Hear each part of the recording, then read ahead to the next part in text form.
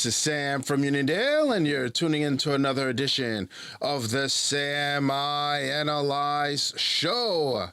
Joel Embiid had a career-high 50 points. But that's not what I want to talk about.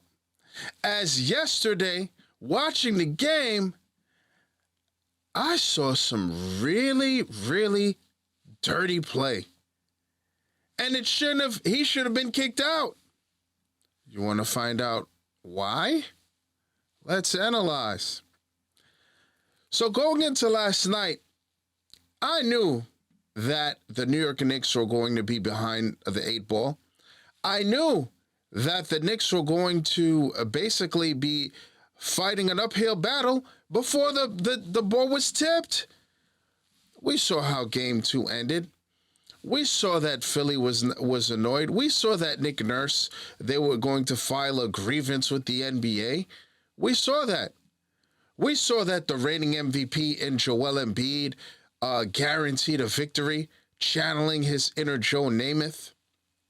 We saw that. And so I knew. I said, if the Knicks find a way to get Game 3, it would be a miracle. But the game started out, Joel Embiid, I think he's still hitting shots. Joel Embiid was on a mission. He was on a mission. He had 50 points last night. He ended up, what did this Joel Embiid do? He was 13 for 19.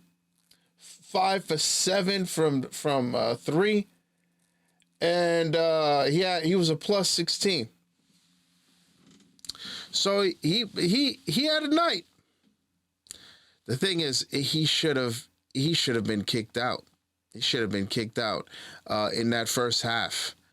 I don't remember if it was the first quarter or the second quarter, but I saw maybe Embiid was hype because last night was the draft. I was going back and forth. I wanted to see if the draft predictions were going to hold true. Caleb Williams did go number 1. Shocker. It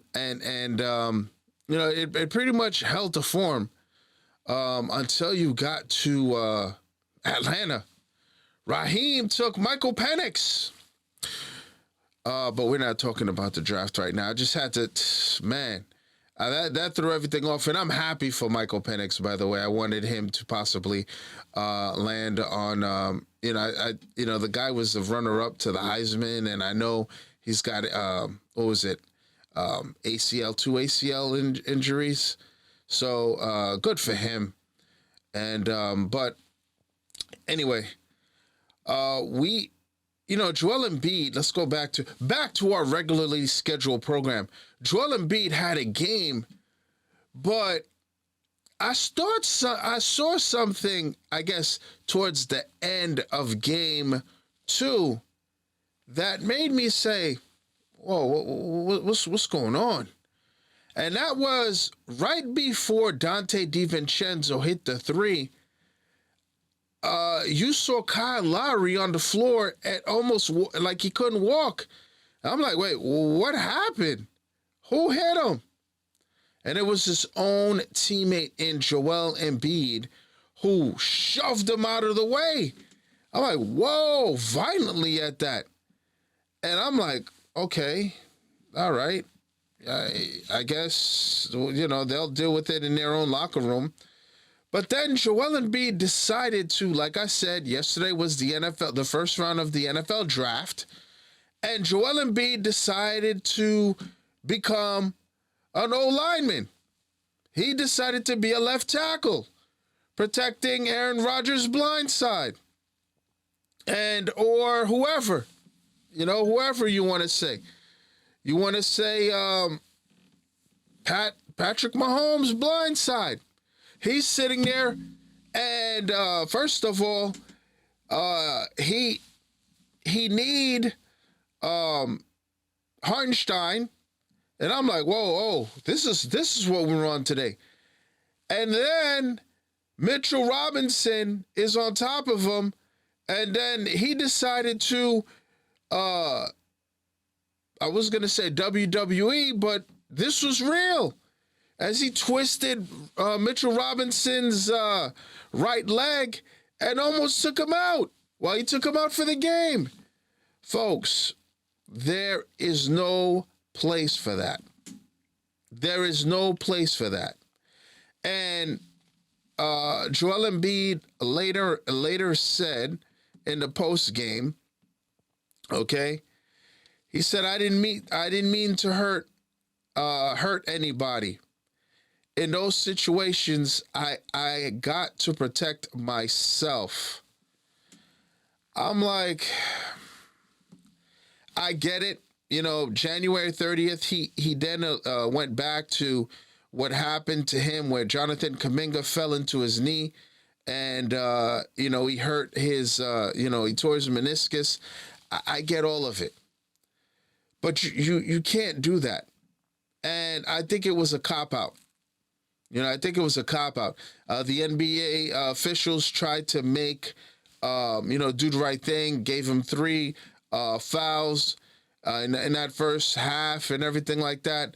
They gave him a flagrant 1, but the fact of the matter is it should have been a flagrant 2.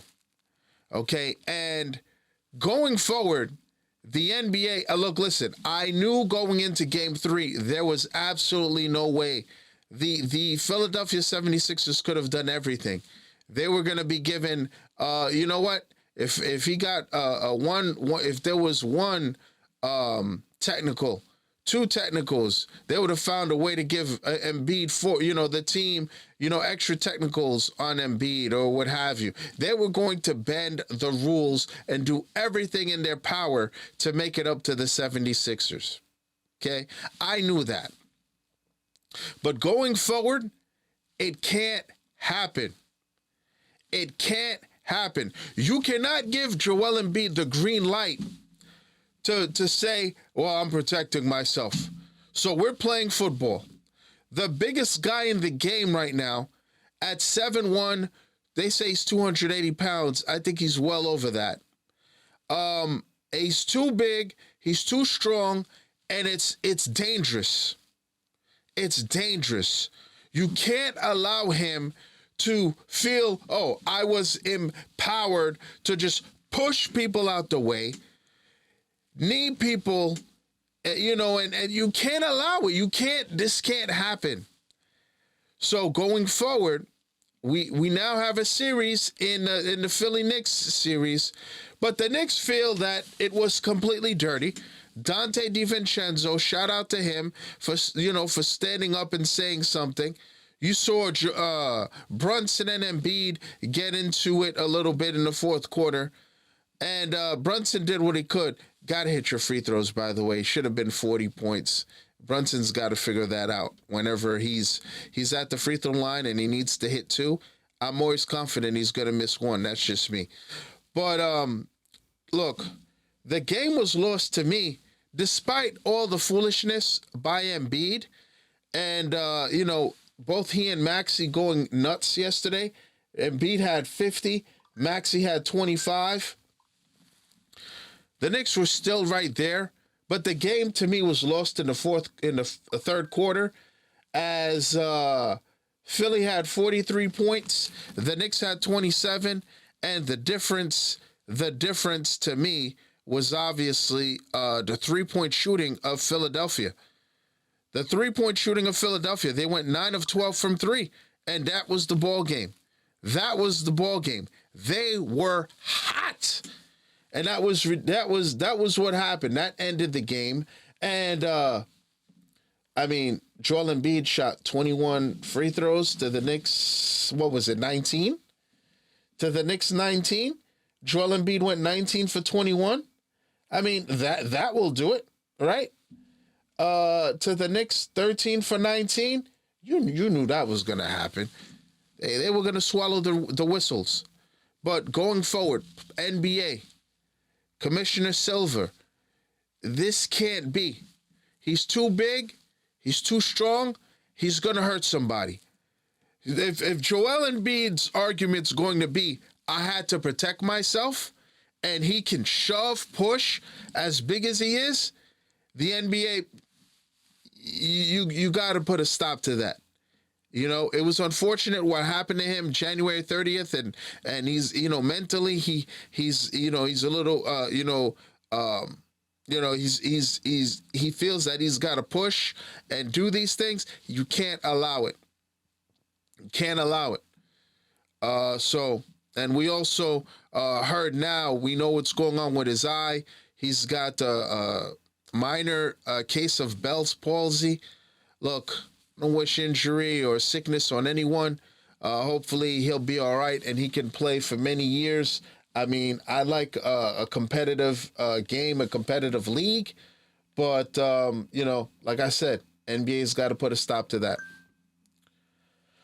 And we move on. Knicks fans, we move on. Now, as we close with our By the Way segment, Kirk Cousins, he's confused by the Falcons drafting Michael Penix. They got to prepare for life after you, Kurt. You're 36 years young. Just take that $100 million contract. I'd like to thank everyone for tuning in, folks. I'm on most social media platforms. On Facebook, at Sam I Analyze. On Instagram, at Sam I Analyze. On the platform, formerly known as Le Twitter, at Sam I Analyze. Please like, subscribe, share, and you see that notification bell to the right? Please click on that. That will let you know the next time I drop another video. Thanks for tuning in. And as always, à tout à l'heure.